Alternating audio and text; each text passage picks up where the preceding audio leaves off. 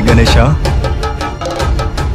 నన్ను ఎక్కడెక్కడో వెతికావు, కానీ ఒక్కచోట మాత్రం నువ్వు నన్ను వెతకలేదు కదా. నీ మనసే కోవెల, నేనే నువ్వు, నువ్వే దేవుడు. ఆ రోజు విశ్వరూపం చూడాలన్నావు కదా, ఆ విశ్వరూపం కూడా నువ్వే. ఇప్పుడు అర్థమైందా గణేష?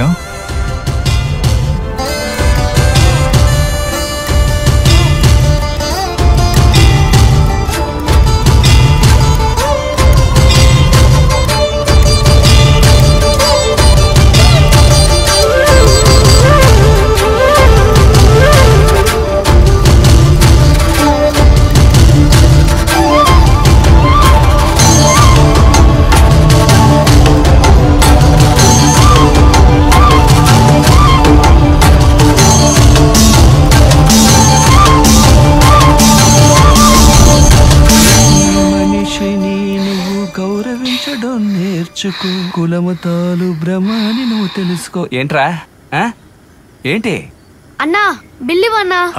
ఎందుకు అర్జెంట్? ఇద్దరికి మిరపకాయల బజ్జీలు చెప్పాను. ఏంటి మిరపకాయల బజ్జా? రే నువ్వు వినాయకుడవా? అది నేను నమ్మాలా? ఒరే పొద్దున్నుంచి బాగా తిన్నావు, బిల్లు పూర్తిగా పే చేస్తే వెళ్ళు. నా దగ్గర డబ్బులు ఎక్కడ ఉన్నాయరా? సరేనా కంజెస్ వాడువా నువ్వు? నన్నే అంత మాట అంటావా? రే గాలి నుంచి విభూతి రప్పించమంటావా? ఈ మంత్రశక్తులని నా కొట్టు ముందు ప్రదర్శించొద్దు. పొట్టుంటే నువ్వు వినాయకుడువా? వినాయకుడైతే దండం ఉండాలి, దండం ఉండాలి, పూర్తిగా చూడ్డానికి అందంగా ఉండాలి. పందిలా మూతి పెట్టుకుని వినాయకుడు అంట. కరెక్ట్ గా చెప్పావురా. రేయ్ అయితే ఇంతసేపు కథ చెప్పాను, నేనేమన్నా లూజా? ఈ విషయం ప్రొద్దునే తెలుసు.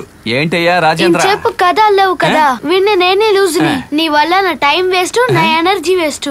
ఇంకొకసారి ఇక్కడ నేను చూసానా, నేను పిల్లల జైలుకి వెళ్ళిపోతా. పిల్లల జైలుకి వెళ్లే ముందు నా డబ్బులు ఇచ్చేసి వెళ్ళరా. నేనా తిన్నాను, వీడే కదా తిన్నాడు. ఏం దగ్గర తీసుకో. ఇదిగో వస్తున్నాను.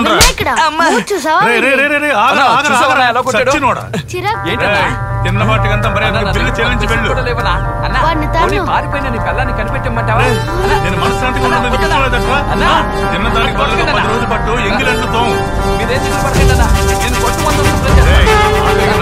శుభ్రం చేస్తావరా?